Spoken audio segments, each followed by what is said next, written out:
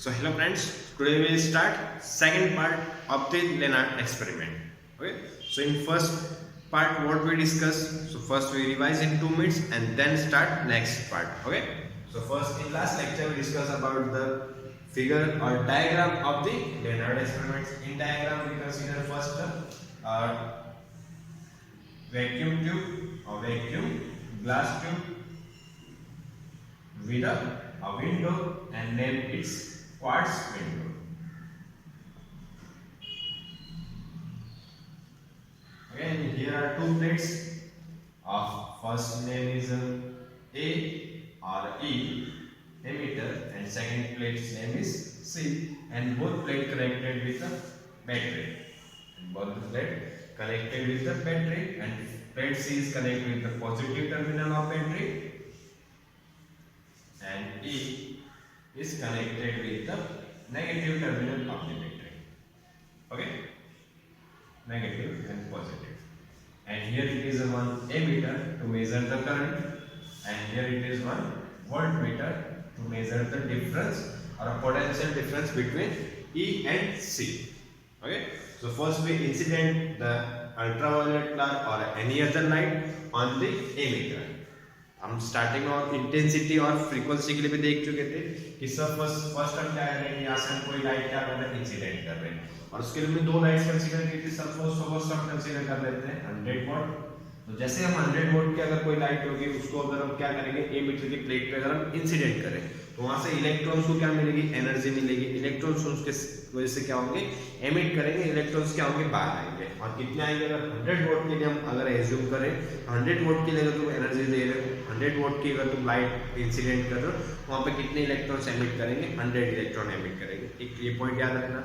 और अगर 100 की जगह हम क्या कर दें, मान लो 60 वॉट कर दें तो क्या फर्क पड़ेगा, तो जो 100 इलेक्ट्रॉन्स बाहर निकल रहे थे, एमिट कर रहे थे, उसकी जगह क्या हो जाएगा, कितने इलेक्ट्रॉन्स एमिट करेंगे, 60 इलेक्ट्रॉन। ठीक है, तो एक चीज याद रख सकते हो। यहाँ से क्या याद रखना है, यहाँ से हमें एक पॉइंट ये याद रखना है कि इंटेंसिटी में अगर इंक्रीज करेंगे तो नंबर ऑफ इलेक्ट्रॉन्स एमिटेड जो होंगे वो क्या होंगे, इंक्रीज होंगे। मींस कि अगर तुम 100 वोल्ट की इंटेंसिटी इंक्रीज कर रहे हो तो नंबर ऑफ इलेक्ट्रॉन्स एमिटेड क्या होंगे, इंक्रीज होंगे। जो बाहर निकल रहे हैं उनकी क्वांटिटी क्या होती जाएगी, इंक्रीज होती जाएगी। ये तो किससे डिपेंड करेगा, इसके नंबर ऑफ इलेक्ट्रॉन्स किस पे डिपेंडेंट है, इंटेंसिटी पे। ठीक है, और नेक्स्ट अगर हम बात करें फ्रीक्वेंसी, तो फ्रीक्वेंसी से क्या फर्क पड़ेगा, फ्रीक्वेंसी की लिंक भी हमने देखा था कि फ्रीक्वेंसी से क्या चेंजेस होगा, एनर्जी में चेंजेस होगा। इसके अगर तुम फ्रीक्वेंसी इंक्रीज कर रहे हो तो उनकी वजह से वहां पे जो नंबर ऑफ इलेक्ट्रॉन्स एमिट हुए हैं उनकी जो एनर्जी होगी वो क्या होती जाएगी, इंक्रीज होगी जाएगी। फ्रीक्वेंसी तुम कम रखोगे तो उनकी एनर्जी क्या होगी, कम रहेगी। अगर फ्रीक्वेंसी तुम ज्यादा रखोगे तो उनकी एनर्जी क्या रहेगी, ज्यादा रहेगी। ठीक है, ये पॉइंट याद रखना। अब बढ़ते हैं। ठीक है, तो यहाँ से क्या कर रहे हैं हम, जैसे कि मान लें 100 वोल्ट का हमने रखा और यहाँ पे हमने, और फ्रीक्वेंसी से क्या चेंजेस होगा, फ्रीक्वेंसी से हमारा चेंजेस होगा लाइट का कलर। ठीक है, ठीक है। तो फर्स्ट हम यहाँ पे यूज कर लेते हैं 100 वोल्ट, और कौन से कलर का यूज, लाइट हमने यूज किया रेड कलर का। ठीक है, तो यहाँ से हम क्या मान लेते हैं, यहाँ से जो इलेक्ट्रॉन्स एमिट कर रहे होंगे, कितने होंगे इलेक्ट्रॉन्स एमिट कर रहे हैं, नंबर ऑफ इलेक्ट्रॉन्स यहाँ पे क्या हो जाएंगे, 100। ठीक है, और हम क्या कर रहे हैं, रेड कलर का यूज कर रहे हैं, तो रेड के लिए हम फ्रीक्वेंसी यूज कर लेते हैं f1। ठीक है, तो अब देखो, जैसे ये तो नहीं कि सभी इलेक्ट्रॉन्स क्या होंगे, एक जैसे होंगे, सबके पास एनर्जी सेम रहेगी। उसके लिए हम थोड़ी सी एक चीज और देख लेते हैं। जैसे ये मान लो ऐसे प्लेट होगी, ठीक है, और इसके लिए हम मान लेते हैं यहाँ से हम क्या कर रहे हैं, एनर्जी इसके ऊपर इंसिडेंट कर रहे हैं। ठीक है, तो इलेक्ट्रॉन्स के लिए देखो तीन कंडीशंस हो सकती है। जैसे सपोज एक इलेक्ट्रॉन्स यहाँ पे होंगे, कुछ इलेक्ट्रॉन्स तो ऑलरेडी क्या होंगे, सरफेस पे होंगे, और कुछ इलेक्ट्रॉन्स क्या हो सकते हैं, मेटल के सेंटर में हो सकते हैं, और कुछ इलेक्ट्रॉन्स क्या हो सकते हैं, एकदम अंदर डीपली हो सकते हैं। ठीक है, तीनों को अंदर नाम देते हैं। जैसे फर्स्ट इस इलेक्ट्रॉन का बोल देते हैं फर्स्ट, और इस इलेक्ट्रॉन को बोल देते हैं सेकंड, और यहाँ पे जो इलेक्ट्रॉन्स होगा उसको हम कंसीडर कर लेते हैं थर्ड इलेक्ट्रॉन। ठीक है, और जो एनर्जी मिलेगी उसके लिए एक पॉइंट बताते हैं। जो मैटर होगा तो मैटर के अंदर इलेक्ट्रॉन्स क्या होते हैं, यूनिफॉर्मली डिस्ट्रीब्यूटेड होंगे। ठीक है, इलेक्ट्रॉन्स कैसे होंगे, यूनिफॉर्मली डिस्ट्रीब्यूटेड होंगे, तो उनको जो एनर्जी मिलेगी वो भी कैसे मिलेगी, इक्वली मिलेगी। और सपोज जैसे यहाँ से हम कंसीडर कर लेते हैं एनर्जी आ गई हमारी कितनी, 30 जूल। ठीक है, एनर्जी कितनी आ रही है, 30 जूल। तो तीनों इलेक्ट्रॉन्स को एनर्जी कितनी मिलेगी, 10 10 10। फर्स्ट को एनर्जी कितनी मिलेगी, 10 जूल। सेकंड इलेक्ट्रॉन को एनर्जी कितनी मिलेगी, 10 जूल। और थर्ड इलेक्ट्रॉन को एनर्जी कितनी मिलेगी, 10 जूल। ठीक है, तो ये चीज हो गई फर्स्ट चीज को कितनी मिल रही है, ठीक है, 10 जूल। और हमने एक चीज और पढ़ी थी, बल्क फंक्शन। वर्क फंक्शन क्या होगा, किसी भी मैटर को, किसी भी इलेक्ट्रॉन्स को सरफेस से बाहर आने के लिए, किसी भी इलेक्ट्रॉन को सरफेस से बाहर आने के लिए जो मिनिमम एनर्जी की रिक्वायरमेंट होती है उसको हमने क्या कैसे किया था, वर्क फंक्शन। वर्क फंक्शन के लिए हम लिख देते सपोज 2 जूल। तो ये वैल्यू याद नहीं रखनी है, ये वैल्यू तुम्हारी अंडरस्टैंडिंग के लिए इजीली अंडरस्टैंड हो पाए कि कॉन्सेप्ट हमारा क्या बोलना चाहता है, इसके लिए हम वैल्यू के साथ कर सकेंगे। ठीक है, वैल्यू तुम्हारी डिफरेंट भी हो सकती है, सभी मटेरियल्स के लिए डिफरेंट रहेगी, तो वैल्यू याद ना रख के समझने के लिए इजी कर सकते हैं। ठीक है, हमने क्या बोला कि इनिशियल उनको एनर्जी कितनी मिल रही है, 10 जूल। ठीक है, और बाहर निकले मिनिमम एनर्जी कितनी होनी चाहिए, 2 जूल। ठीक है, तो जैसे फर्स्ट अगर हम बात करें, फर्स्ट तो ऑलरेडी कहां पे, सरफेस पे, उसको 10 जूल मिल रहा है, और उसमें से क्या करेगा, 2 जूल किसके अंदर वेस्ट हो जाएगी, उसकी वर्क फंक्शन के लिए बाहर निकलने के, जो उसको कुछ एनर्जी लगानी पड़ेगी, तो बाहर निकलने के लिए उसको क्या करना पड़ रहा है, 2 जूल एनर्जी वेस्ट हो जाती है। जब फर्स्ट इलेक्ट्रॉन जब हमारा बाहर निकलेगा, जैसे फर्स्ट इलेक्ट्रॉन जब बाहर निकला तो इसके पास एनर्जी कितनी बाकी रहेगी, 10 में से 2 जूल, तो वर्क फंक्शन वेस्ट हो गई, तो बचेगी कितनी, 8 जूल। ठीक है, जैसे फर्स्ट इलेक्ट्रॉन बाहर निकला तो उसके पास एनर्जी कितनी बच गई, 8 जूल। अब सेकंड की बात करते हैं, सेकंड देखो फर्स्ट तो उसको क्या करना पड़ेगा, सेंटर से सरफेस तक आना पड़ेगा, तो कुछ एनर्जी तो उसके अंदर वेस्ट हो जाएगी कि सेंटर से उसको सरफेस तक आने में, और मान लेते हैं सेंटर से सरफेस तक आने में उसको एनर्जी मान लो लग रही है 5 जूल। ठीक है, सेंटर से सरफेस तक आने में मान लो उसको एनर्जी लग रही है 5 जूल। ठीक है, तो अब यहाँ से हम ये कंसीडर कर सकते हैं 5 जूल तो उसके अंदर वेस्ट हो गई सरफेस तक आने में, और सरफेस से बाहर आने के लिए कितना वेस्ट करना पड़ेगा, उसको और 2 जूल लगाना पड़ेगा। ठीक है, तो टोटल एनर्जी उसकी कितनी वेस्ट हो जाएगी, 7 जूल। तो जब वो बाहर निकलेगा तो रिमेनिंग एनर्जी क्या होगी उसके पास, सेकंड पार्टिकल के लिए, सेकंड इलेक्ट्रॉन के लिए, देखो 5 सरफेस तक के लिए और 2 जूल हो गए सरफेस से बाहर आने के लिए। ठीक है, तो अब जब वो बाहर आएगा तो उसके पास एनर्जी कितनी बचेगी, 3 जूल। ठीक है, देखो जब फर्स्ट इलेक्ट्रॉन एमिट कर रहा है तो उसके पास एनर्जी अभी कितनी है, रिमेनिंग एनर्जी क्या है, 8 joule. Second particle, second electron, उसके पास एनर्जी रिमेनिंग कितनी है, 3 जूल। अब थर्ड पार्टिकल के लिए, अगर थर्ड इलेक्ट्रॉन के लिए देखें तो सर उसको क्या करना पड़ेगा, फर्स्ट सरफेस तक आने के लिए, और सरफेस तक आने के लिए मान लेते हैं उसके लिए एनर्जी वेस्ट हो रही है 7 जूल। ठीक है, बॉटम से एकदम सरफेस तक आने में उसको एनर्जी कितनी वेस्ट करनी पड़ती है, 7 जूल, और सरफेस से बाहर आने के लिए, सरफेस से बाहर आने के लिए एनर्जी कितनी देनी पड़ेगी, 2 जूल। ठीक है, तो टोटल एनर्जी वेस्ट कितनी हो जाएगी, 9 जूल। और जब इलेक्ट्रॉन्स एमिट करेगा, बाहर निकलेगा थर्ड इलेक्ट्रॉन, तो उसके पास रिमेनिंग एनर्जी क्या होगी, 1 जूल। ठीक है, तो ये हम कंसीडर कर लेते हैं थर्ड, और ये हो जाएगी, और उसके पास एनर्जी क्या हो जाएगी, बचेगी कितनी, 1 जूल। ठीक है, अब देखो जैसे फर्स्ट इलेक्ट्रॉन बाहर निकला उसके पास रिमेनिंग एनर्जी क्या है, 8 जूल। सेकंड इलेक्ट्रॉन उसके पास एनर्जी क्या है, 3 जूल, और थर्ड इलेक्ट्रॉन के पास एनर्जी क्या है, 1 जूल। ठीक है, तो यहाँ पे हम तीन चीज कंसीडर कर लेते हैं, ये हो गया हमारा फर्स्ट इलेक्ट्रॉन, सेकंड इलेक्ट्रॉन और थर्ड इलेक्ट्रॉन।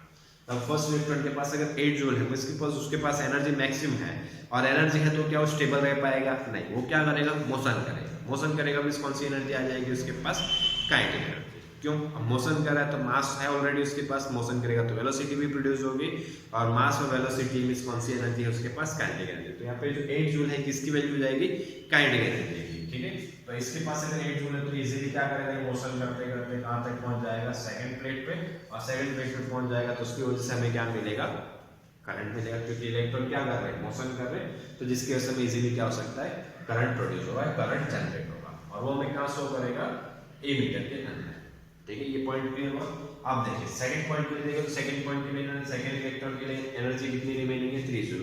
ठीक है, तो उसने मोशन करना स्टार्ट किया, और थोड़े डिस्टेंस पे जाते जाते उसकी एनर्जी क्या हो गई, खत्म हो गई, एंड हो गई। ठीक है, तो वहां पे कैसा हो जाएगा, वो हो जाएगा स्टेशनरी हो जाएगा। तो सेकंड इलेक्ट्रॉन पहुंचा यहाँ तक, फर्स्ट इलेक्ट्रॉन पहुंचा यहाँ तक, और थर्ड इलेक्ट्रॉन के पास तो ऑलरेडी एनर्जी क्या है, बहुत कम है, 1 जूल है, तो थोड़ा सा मोशन करेगा तो उसकी एनर्जी धीरे धीरे क्या हो जाएगी, वेस्ट होती जाएगी, और थर्ड इलेक्ट्रॉन कहाँ पहुंच पाएगा। ठीक है, तो इन दोनों में से यहाँ पे कोई भी करंट जनरेट होगा नहीं।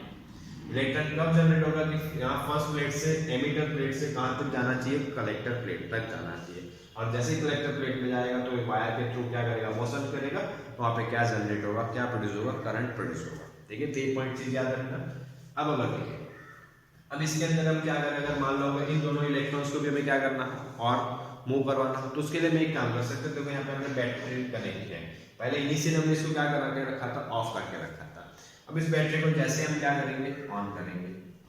ठीक है, इस बैटरी को हम क्या करेंगे, जैसे ही मान लो ऑन करेंगे, अब ऑन करोगे तो ऑन करने से धीरे धीरे ये ऑन है और ये पॉजिटिव के साथ चलेंगे, तो ये जो प्लेट होगी ये किसकी तरह बिहेव करेगी, पॉजिटिव टर्मिनल की तरह। ये प्लेट किसकी तरह बिहेव करेगी, पॉजिटिव टर्मिनल की तरह, और पॉजिटिव टर्मिनल्स होंगे तो इलेक्ट्रॉन्स को क्या करेंगे, अट्रैक्ट करेंगे। ठीक है, तो अट्रैक्ट करेंगे तो अब अट्रैक्ट के लिए जैसे मान लो ऑन तो फर्स्ट ऑटोमेटिकली आ रहा है, लेकिन जैसे तुमने इसको ऑन किया तो सेकंड इलेक्ट्रॉन भी क्या होने लगा, अट्रैक्ट होने लगा, और अट्रैक्ट करके क्या करने लगा, मूव होने लगा। तो यहाँ पे करंट में क्या हुआ, इंक्रीज होगा। क्यों, सेकंड इलेक्ट्रॉन जो नहीं मूव कर रहा था, सेंटर में थोड़ा सा आके रुक गया था, वो भी क्या करने लगेगा, मोशन करने लगेगा, और वो मोशन करेगा तो उसकी वजह से भी हमें क्या मिलेगा, करंट मिलेगा। तो यहाँ से चीज बोल सकते हैं कि उसके पोटेंशियल जो अगर बैटरी ऑन करो तो उसकी वजह से भी हमें क्या मिल रहा है, करंट मिल रहा है। ठीक है, ये पॉइंट हो गया। अब इसमें क्या करेंगे, जैसे मान लो हम इसको वोल्टेज को और इंक्रीज करें तो थर्ड इलेक्ट्रॉन को भी क्या करने लगेगा, अट्रैक्ट करने लगा। तो V की वैल्यू तुम क्या करोगे, इंक्रीज करोगे, पोटेंशियल की वैल्यू, वोल्टेज की वैल्यू तुम इंक्रीज करोगे तो करंट भी क्या होता जाएगा, इंक्रीज हो जाएगा। क्यों, क्योंकि जो मोशन ऑफ इलेक्ट्रॉन है वो भी क्या होते जा रहा है, चेंज होते जा रहा है। ठीक है, अब इसके लिए देखो एक एग्जांपल और ले सकते हैं। जैसे मान लो हमने क्या किया, छोटा सा एक मैग्नेट लिया और यहाँ पे एक हमने नीडल रखी, ठीक है, आरपिन रख ली, वो क्या करेगा, मैग्नेट उसको अट्रैक्ट करेगा। लेकिन अगर ये ज्यादा डिस्टेंस पे है, ठीक है, और उसको अगर हमें अट्रैक्ट करना है तो हमें मैग्नेट की साइज क्या करनी पड़ेगी, इंक्रीज करने की। मान लो हमने मैग्नेट की साइज क्या कर दी, इंक्रीज कर दी, तो नीडल क्या करने लगा, मूव करने लगा। नीडल मान लो और ज्यादा डिस्टेंस पे, तो मैग्नेट की साइज हमें और क्या करनी पड़ेगी, इंक्रीज करनी पड़ेगी। वही चीज देखो, तो फर्स्ट इलेक्ट्रॉन तो ऑटोमेटिकली मूव कर रहा है, सेकंड इलेक्ट्रॉन के लिए हमें वोल्टेज लगाना पड़ा। जैसे फर्स्ट के लिए हम क्या करते हैं, इनिशियली 2 वोल्ट लगाया तो सेकंड इलेक्ट्रॉन मूव करना स्टार्ट कर गया। फिर 2 की जगह हमने क्या किया, वोल्टेज और इंक्रीज किया, 2 की जगह कर दिया 4, तो थर्ड इलेक्ट्रॉन को भी उसने क्या कर दिया, अट्रैक्ट करना स्टार्ट कर दिया। ठीक है, अब ऐसा ही करते हैं। अब जैसे मान लेते हैं कि हमने क्या किया, इनिशियली क्या कंसीडर किया था 100, ये 3 इलेक्ट्रॉन के लिए कंसीडर किया, ऐसे सबके लिए हो सकता है। तो उसमें अगर हम एग्जांपल में देखें तो जैसे इनिशियली हमारे कितने थे, 100 वोल्ट था, हमने क्या बोला था कि 100 इलेक्ट्रॉन्स वहां पे क्या और एमिट हो रहे, इस बाहर निकलते हैं। ठीक है, उसमें से हम ये मान लेते हैं, ठीक है, उसमें से हम ये मान लेते हैं 20 तो अपने आप ही क्या कर रहे हैं, 20 इलेक्ट्रॉन सरफेस पे थे और 20 इलेक्ट्रॉन सरफेस पे थे, उनके पास सबसे ज्यादा एनर्जी, तो वो तो क्या करेंगे, ऑटोमेटिकली अपने आप ही क्या करने लगेंगे, मूव करने लगेंगे, और मूव करेंगे तो उसके वजह से क्या मिल रहा है, करंट मिल रहा है। लेकिन फिर क्या, जो बाकी 80 इलेक्ट्रॉन्स बचे उनको भी हमें क्या करना है, अट्रैक्ट करना पड़ेगा, उनको भी मोशन करवाना पड़ेगा। तो उसके लिए हम क्या करेंगे, बैटरी ऑन करेंगे, और जैसे बैटरी ऑन किया तुमने लगाया 2 वोल्ट, तो जो 80 थे उसमें से और 20 इलेक्ट्रॉन्स क्या करने लगे, मूव करने लगे, और वो क्या है, अब 80 में से ये तो नहीं कि सबके सब होंगे, कुछ इलेक्ट्रॉन्स यहाँ तक पहुंचोगे, कुछ इलेक्ट्रॉन्स इस पोर्शन में होंगे, कुछ इलेक्ट्रॉन्स इस पोर्शन में होंगे, कुछ इलेक्ट्रॉन इस पोर्शन में होंगे। ठीक है, ये मान लेते हैं 20 तो ऑटोमेटिकली आ गए, 20 इलेक्ट्रॉन हमारे इस पोर्शन में, 20 इस पोर्शन में, और बाकी भी जो 20 कंसीडर कर सकते हैं इसमें, और 20 कंसीडर कर सकते हैं इसमें। 100 हुए तो 20 ऑटोमेटिकली मूव कर गए, 20 यहाँ तक आए हुए हैं, 20 इलेक्ट्रॉन्स यहाँ तक है, 20 इलेक्ट्रॉन्स यहाँ तक है, और 20 इलेक्ट्रॉन्स सिर्फ बाहर निकले। मिस की उनको क्या कर रहा है, एनर्जी कितने 13 जूल, और 10 की 10 जूल उसके अंदर क्या हो जा रही है, वेस्ट हो जा रही है, बाहर निकलने लगे। तो वैसे ही बाहर निकलेंगे, बाहर निकलने के बाद वो क्या नहीं करेंगे, मोशन नहीं करेंगे, क्योंकि जितनी रिक्वायरमेंट थी सिर्फ तुमने उतनी ही एनर्जी थी, उसको एक्स्ट्रा एनर्जी नहीं मिल रही है। ठीक है, इसके लिए उसे मोशन करेंगे। ठीक है, अब जैसे मान लो तुमने क्या किया, इनिशियली 20 तो अपने आप आ गए, फिर हमने वोल्टेज इंक्रीज किया, वोल्टेज इंक्रीज करोगे तो फिर और 20 क्या करने लगेंगे, मूव करने लगेंगे, तो और करंट मिलेगा।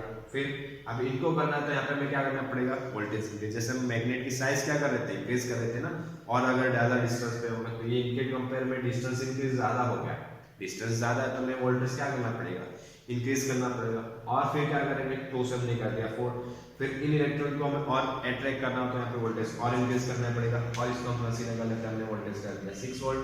फिर जो इलेक्ट्रॉन सबसे लास्ट में प्लेट के पास है, जो बाहर निकले हुए हैं, ठीक है, उनको अट्रैक्ट करना तो हमें वोल्टेज और इंक्रीज करना पड़ेगा, और हम मान लेते हैं वोल्टेज हमने कर दिया 8 वोल्ट। ठीक है, वोल्टेज हमने कर दिया 8 वोल्ट। अब अगर मान लो 8 की जगह 8 जैसे ही वोल्ट किया, सबके जो 100 के 100 इलेक्ट्रॉन्स थे वो कहाँ पे आ गए, इस प्लेट पे आ गए, और मूव करना स्टार्ट कर दिया। ठीक है, लेकिन 8 वोल्ट के बाद भी अगर हम क्या करें, और वोल्टेज इंक्रीज करें, और वोल्टेज इंक्रीज करें तो कितना कर सकते हैं, मान ले सकते हैं हमने कर दिया फिर 10 वोल्ट। ठीक है, अब 8 में ऑलरेडी सभी इलेक्ट्रॉन्स क्या हो चुके हैं, अट्रैक्ट हो चुके हैं, कलेक्ट हो चुके हैं। अब 8 की जगह तुम 10 करो तो कोई फर्क पड़ेगा नहीं। क्यों, क्योंकि वहां पे इस वैक्यूम ट्यूब के अंदर कोई इलेक्ट्रॉन्स प्रेजेंट ही नहीं। अब जैसे मान लो नीडल है, तो जैसे मान लो यहाँ पे हमने क्या किया, 3 नीडल रख दी, 3 नीडल यहाँ पे मान लेते हैं कि मैग्नेट यहाँ पे रखा, एक needle, second needle, third needle. ठीक है, मैग्नेट की साइज छोटी सी थी, फर्स्ट को उसने अट्रैक्ट कर लिया, साइज थोड़ा सा इंक्रीज किया, सेकंड को अट्रैक्ट कर लिया, और साइड इंक्रीज किया, थर्ड इलेक्ट्रॉन्स को उसने क्या किया, थर्ड नीडल को भी क्या कर लिया, अट्रैक्ट कर लिया। फिर क्या करो तुम, और साइज बढ़ाते जाओ, जब वहाँ पे नीडल है ही नहीं तो किस चीज को अट्रैक्ट करेगा, तो उससे कोई फर्क पड़ेगा नहीं। तो वहाँ पे उसकी क्या आ जाएगी, लिमिट आ जाएगी कि तुम मैग्नेट की साइज कितनी भी इंक्रीज कर लो, कोई भी नीडल को अट्रैक्ट करेगा नहीं, क्योंकि नीडल वहाँ पे प्रेजेंट ही नहीं है। तो वही चीज फर्स्ट 2 वोल्ट किया 20 इलेक्ट्रॉन को अट्रैक्ट किया, 4 वोल्ट किया 40 इलेक्ट्रॉन अट्रैक्ट हो गए, 6 वोल्ट किया 60 इलेक्ट्रॉन अट्रैक्ट हो गए, 8 वोल्ट किया 80 इलेक्ट्रॉन्स अट्रैक्ट हो गए, 20 तो ऑटोमेटिकली डाल दे, तो 100 के 100 इलेक्ट्रॉन्स क्या कर रहे, कलेक्टर प्लेट पे या इस प्लेट पे आ गए, ठीक है, इस प्लेट पे आ गए। अब 8 वोल्ट की जगह तुम 10 वोल्ट करो, यहाँ पे जब कोई इलेक्ट्रॉन्स है ही नहीं तो किसको अट्रैक्ट करेगा, तो उसकी वजह से करंट में कोई चेंजेस होगा नहीं, क्यों, क्योंकि ऑलरेडी इलेक्ट्रॉन्स क्या हो चुके, कलेक्ट हो चुके, फिर 10 वोल्ट कर दो 12 वोल्ट कर दो, उसकी वजह से इलेक्ट्रॉन मोशन करेंगे नहीं, और कोई इलेक्ट्रॉन मोशन नहीं करेगा तो उसकी वजह से कोई करंट में चेंजेस होगा नहीं। इस पोजीशन पे जो करंट की वैल्यू मिलेगी उस करंट को हम क्या बोलेंगे, सैचुरेटेड करंट, ठीक है। इस पोजीशन पे जो करंट मिलेगा जो मैक्सिमम करंट मिलेगा, और फिर करंट की वैल्यू क्या आ जाएगी, कांस्टेंट हो जाएगी, तो उस करंट की वैल्यू को हम क्या बोलेंगे, सैचुरेटेड करंट। सैचुरेटेड का मींस क्या हो जाता है, कांस्टेंट हो जाता है, फिर उसमें कोई भी चेंजेस नहीं होगा। तो उसके लिए अगर हम ग्राफ बनाएं, देखो ग्राफ ऐसा बना सकते हो, ठीक है, ये हो गया V के लिए और ये हो जाएगा I के लिए। तो इनिशियली V को हम इंक्रीज कर रहे थे, करंट इंक्रीज हो रहा था, एक लिमिट तक होगा और उसके बाद करंट की वैल्यू क्या आ जाएगी, फिक्स हो जाएगी, ठीक है। तो एक ग्राफ बनाएगा हमारा किसके लिए, I वर्सेस V, और V को हम क्या बोलेंगे, यहाँ पे पोटेंशियल भी बोल सकते हो, ठीक है। अब देखो एक चीज और कंसीडर कर सकते हैं, तो ये तो जो करंट मिलता है इस करंट को हम क्या बोलेंगे, सैचुरेटेड करंट। और एक चीज देखना, और एक वर्ड आएगा यहाँ पे, तो फ्रीक्वेंसी की नहीं बात करें। अब ये तो नहीं कि तुम धूप में रखोगे तो वहां से फ्रीक्वेंसी उसके ऊपर लाइट इंसिडेंट होगी तो उसमें से इलेक्ट्रॉन्स एमिट करना स्टार्ट कर देंगे, ऐसा तो होगा नहीं। तो उसके लिए चीजें हम क्या कंसीडर कर सकते हैं, उसके लिए हम एक चीज ये कंसीडर कर सकते हैं कि उसके लिए कोई मिनिमम एनर्जी होनी चाहिए, मिनिमम फ्रीक्वेंसी होनी चाहिए। उस फ्रीक्वेंसी से अगर तुम ज्यादा फ्रीक्वेंसी दोगे तो इलेक्ट्रॉन्स क्या करेंगे, एमिट करना स्टार्ट करेंगे। जो मिनिमम फ्रीक्वेंसी होगी उस फ्रीक्वेंसी को हम बोलेंगे थ्रेशोल्ड फ्रीक्वेंसी,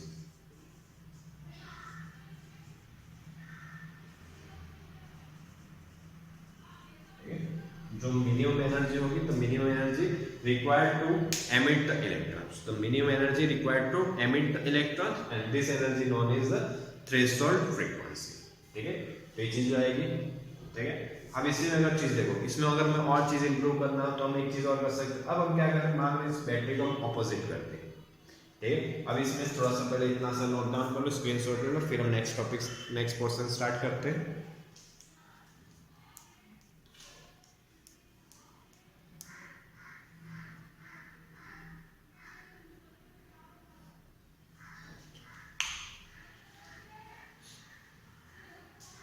ठीक है, देखो तो आज तक इतना रखते हैं और इसके बाद का नेक्स्ट पोर्शन हम नेक्स्ट लेक्चर में स्टार्ट करेंगे, ओके।